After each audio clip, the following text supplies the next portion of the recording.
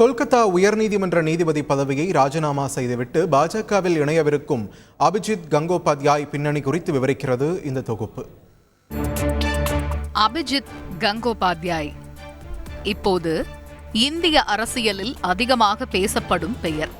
2024 நாடாளுமன்ற தேர்தல் பணிகளில் அரசியல் கட்சிகள் தீவிரம் காட்ட மேற்கு வங்கத்தில் பாஜகவும் திரிணாமுல் காங்கிரசும் மல்லு கட்டுகின்றன. இரு கட்சிகளின் குஸ்திக்கு மத்தியில்தான் மேற்கு வங்க அரசியலில் பரபரப்பை கிளப்பியிருக்கிறார் அபிஜித் கங்கோபாத்யாய்.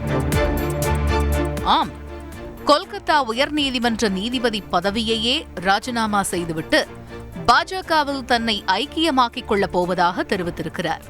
அபிஜித் கங்கோபாத்யாய் மேற்கு வங்க அரசியல் களத்திலும் பரிச்சயமானவராகவே சமீப காலமாக இருந்து வந்தார். சமீபத்தில் கொல்கத்தா உயர்நீதிமன்றத்திலேயே மோதல் ஒன்று வெளிப்பட்டது. மேற்கு வங்காளத்தில் மருத்துவ மாணவ சேர்க்கையில் சீட் பெற போலியான சாதி சான்றிதழ் வழங்கப்பட்டதாக வழக்கு தொடரப்பட்டது. வழக்கை விசாரித்த கங்கோபாத்யாய் சிபிஐ விசாரணைக்கு உத்தரவிட்டார்.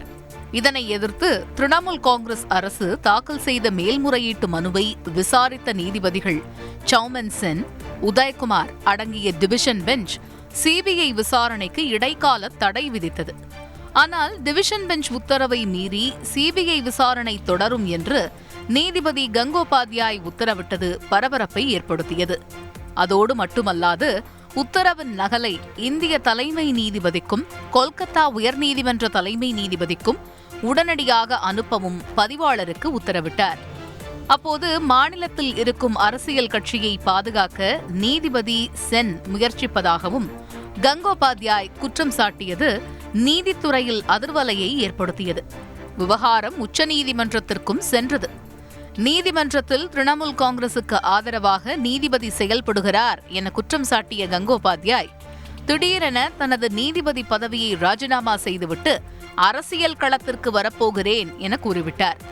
வந்த வேகத்தில் பாஜக மட்டுமே மமதா கட்சி ஊழலுக்கு எதிராக போராடுகிறது.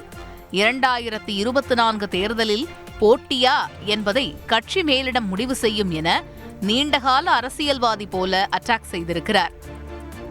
திரிணாமுல் காங்கிரஸ் கட்சியின் கோட்டையான தம்லுக் தொகுதியில் அவர் போட்டியிடுகிறார் என்ற தகவல் கொல்கத்தா அரசியல் களத்தை பரபரப்பாக்கி இருக்கிறது. பொதுவாக தேர்தல் நெருங்கினால் ஒரு கட்சியில் இருந்து மற்றொரு கட்சிக்குத்தான் தலைவர்கள் ஓட்டம் பிடிப்பார்கள். இப்போது நீதிபதியே அரசியலில் குதிக்கிறாரே என்ற பேச்சே அரசியல் வட்டாரத்தை சூழ்ந்திருக்கிறது.